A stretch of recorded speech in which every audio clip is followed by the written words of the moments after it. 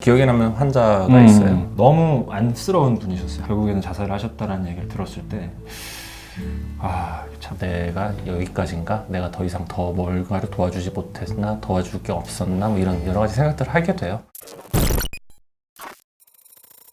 양브로의 정신 세계. 안녕하세요. 안녕하세요. 네, 정신건강의학과 전문의 양재진입니다. 네, 정신과사 양재용입니다. 저희가 이제 저번 첫 번째 이어서 두 번째 방송이기 때문에 쉬어가는 페이지처럼 상담 방식의 다른 점, 저는 딱 보고 그 사람에 대한 특징을 파악해서 진단을 내리고 그 사람의 문제 파악하는 것까지 잘하는 것 같아요. 다만 들어주질 잘 못하고요. 지지가 필요할 때는 저는 동생한테 가라고 그러거든요. 사실 얼마 전에도 이제 친한 친구가 어떤 것 때문에 힘들다고 연락이 왔는데 들어보니까 매번 같은 비슷한 이유로 사기당했다, 되게 힘들다라는 그런 거여가지고 제가 네가 이래서 잘못한 거 아니냐, 몇 번을 얘기하지 않았냐 그랬더니 뭐 사실은 응원이나 지지 뭐 이런 게 듣고 싶어서 뭐 얘기를 했는데 나한테 왜 이러냐 그러길래 그런 거 얘기할 거면 내 동생한테 연락하라 라고 시켰거든요. 저는 그런 건 참 못 들어주는 것 같긴 해요. 근데 잘 들어줘요. 약간 성향의 차이인데 축구 선수 포지션으로 치면 이제 양진희 원장 같은 경우에는 스트라이커라고 생각을 합니다. 냉철하고 직설적으로 관통할 수 있는 촌철살인을 분명히 할 수 있는 사람이라고 저는 생각을 하고요. 그래서 그런 면에서 항상 좀 리스펙트를 하죠. 저 같은 경우는 약간 좀 미드필더 성향이라서 좀 전체를 보고 상황을 좀 따지고 이 사람이 지금 어느 정도까지 받아들일 수 있는지 그런 것들을 좀 더 많이 생각을 하는, 관계를 맺는 것도 그렇고 상담하는 방식도 그렇고 약간 그런 차이가 좀 있는 것 같아요. 기본적으로 성향 자체가 좀 호불호가 많이 강한 편이고요. 네, 제가 오늘 좀 이렇게 포용적이라고 할까? 좋게 표현한 관대한 그런 차이가 좀 있고. 나쁘게 표현한 거예요. 그래서 뭐 기억에 남는 환자가 있어요. 두 분 있는데 한 분은 망상증 환자셨는데 저보다 나이가 이제 한참 어렸던 분인데 맨날 저한테 양재웅 씨라고 하셨던 남자분이세요. 굉장히 좀 나르시스틱한 것도 있고, 또 망상이 어떤 망상이냐면 조종 망상인데 누가 나를 조종하는 망상이 아니라 타노스죠, 타노스. 내가 이렇게 딱 했으면 저 사람이 넘어지고, 관계 망상을 이제 그런 식으로 갖고 있는 사람. 내가 모든 거를 이제 컨트롤하고 있다. 그만큼 좀 오만한 부분도 있고 현실 비현실의 어떤 감각도 깨져 계신 분이셨는데 2년 정도 상담하고 약물 치료를 병행해서 2년 후에 취업을 하셨고, 그분이 마지막 정리하는 과정에서 선생님 모든 게 망상이었습니다, 죄송합니다, 감사했습니다 라는 말을 하는데 최고의 카타르시스였던 것 같아요, 제 인생에서. 사실 망상을 가지고 있는 사이코시스 정신병 환자가 그걸 망상이라고 인정한다는 거는 거의 영화적인 진짜 이건 드라마틱한데 진짜. 네, 레지던트 때 겪은 일인데 지금까지도 뭐 가장 인상 깊은 환자분이시고, 또 한 분은 너무 안쓰러운 분이셨어요. 학벌이 너무 좋은 여자 환자분이시고 문학 쪽을 전공하셨고, 그래서 글을 쓰는 것도 너무 잘하고 좋아하고, 근데 항상 그 자살 사고가 어렸을 때부터 있어서 계속해서 다리에서 뛰어내리셨던 분이셔서 1대1 면담 치료를 하자 잘 설득하셔 했어요. 그걸 했는데 그분이 이제 계속 잘 오시다가 어느 순간 안 오셨고 결국에는 자살을 하셨다는 얘기를 들었을 때 참 그때 겪었던 허망함, 저의 어떤 한계를 비롯해서 가장 슬펐던,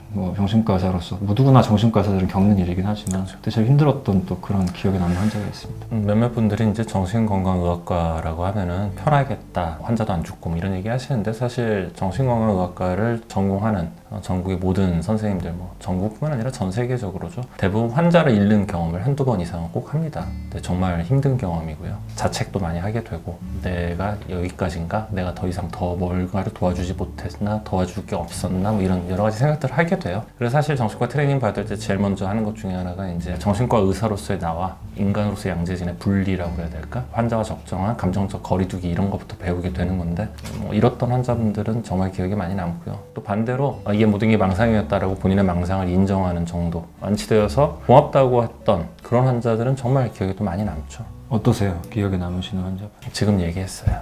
제 얘기 다시 하신 거예요?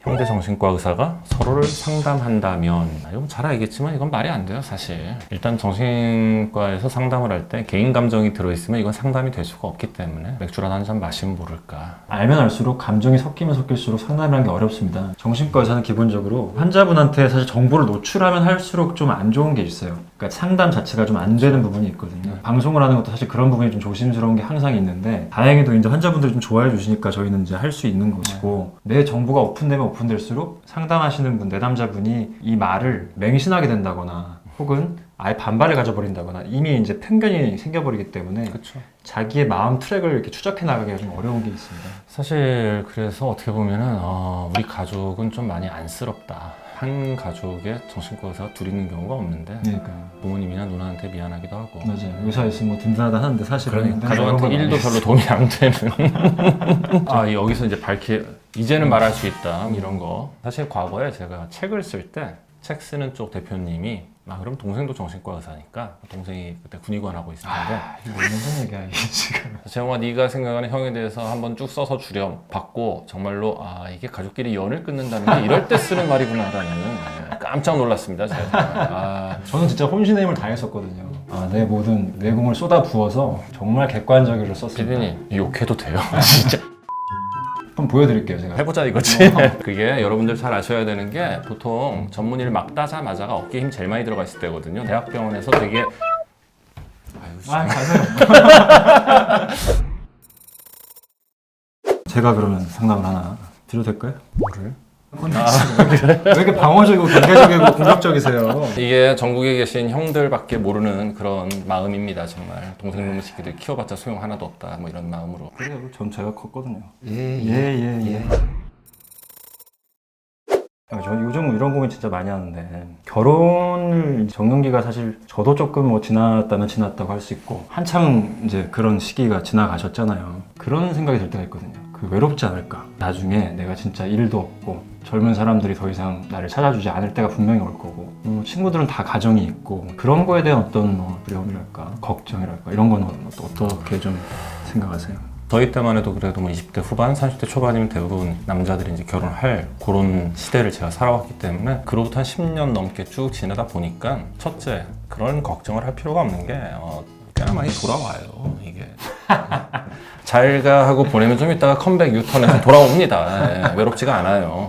두 번째는 동성애, 친한 동생들 언젠간 나를 찾지 않으면 어떡할까. 그 자리를 메꿔주는 새로운 또 더 어린 동생들이 계속 나와요. 근데 사실 이거를 상렬형을 보면서 느낀 게 상렬형이 70년생이거든요. 근데 상렬형이 아이돌들하고도 꽤나 친해요. 남자 아이돌 애들 중에서 상렬형을 정말 좋아하는 친구들도 있고 그 친구들과 서스럼 없이 어울려서 함께하는 모습을 보면서 이게 내가 신체적으로 나이 먹는 것과 마음적으로 나이를 먹는 건 다르다는 생각 한 몇 년 전에 했었거든요. 그리고 세 번째로는 사실 이거는 내 마음 먹기에 달린 거라고 생각을 해요. 가정을 꾸렸다고 배우자가 있다고 해서 외롭지 않냐? 그건 아닌 것 같거든요. 결국엔 누가 있고 없고의 문제가 아니라 내가 어떤 마인드를 가지고 어떻게 살아가냐의 문제인 것 같아요. 근데 외롭다고 생각이 들 때 저는 이제 악착같이 약속을 잡아요. 내가 적극적으로 찾지 않으면 찾는 노력도 안 하면서 누가 왜 나 안 찾아주지 하는 건 아닌 것 같아요. 그래서 이런 이유들로 저는 괜찮다고 생각을 합니다. 다만 이제 너는 나하고 좀 다른 것 같아. 그래서 네가 생각하는 거대로 간다면 내가 볼 때 너는 나보다는 좀 더 빨리 결혼을 하지 않을까라는 생각도 들 때가 있어. 그래요. 이렇게 성심성의껏 열심히 얘기를 했건만 돌아오는 반응은 없다고 정말. 본인은 결혼 계획이 없어요? 사적인 얘기로 좀 이어가자면 아니요. 항상 얘기하는데 할 수도 있고 안 할 수도 있고 이게 뭐 특히 너같이 약간 나를 삐딱하게 보는 사람들은 합리화다라고 얘기를 하는데 죄송한데 경호를 좀 부탁드립니다. 야, 우리 첫 번째 때도 반말했었어. 그랬어? 알았어. 나이가 차서 혹은 결혼을 하고 싶어서 누굴 만나는 건 아니라고 생각을 해요. 많은 분들이 결혼하고 싶을 때 만난 사람과 결혼하는 거다라는 얘기들을 많이들 합니다. 근데 저는 그거는 싫고요. 그냥 제 개인적으로 저는 누군가 만났는데 이 사람이 너무 좋을 때 결혼을 하고 싶어요. 그래서 아직 안 한 이유는 그렇게 누군가를 너무 좋을 정도로 오래 만나지를 못해서 그런 것 같아요. 그럼 제일 오래 만난 게 몇 년인지 여쭤볼까요? 좋은 질문이었어요. 약점인데 이거? 제가 오래 만난 게 헤어진 거 포함해서 2년이라고 얘기하니까 되게 이상하긴 한데 헤어진 게 한 1년 반. 아니야. 씨. 2년. 상담하실 거 혹시 없으세요? 없어요. 환자가 빈정이 상했네.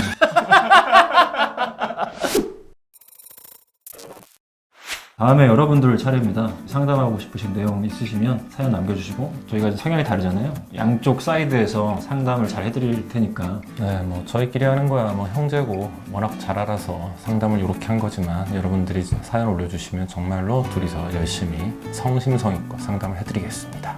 저희 다음 시간에 다시 뵙겠습니다. 네, 좋아요, 구독, 알림 설정 꾹. 가시죠. 끝내시죠. 이거 쓸게요. 오케이.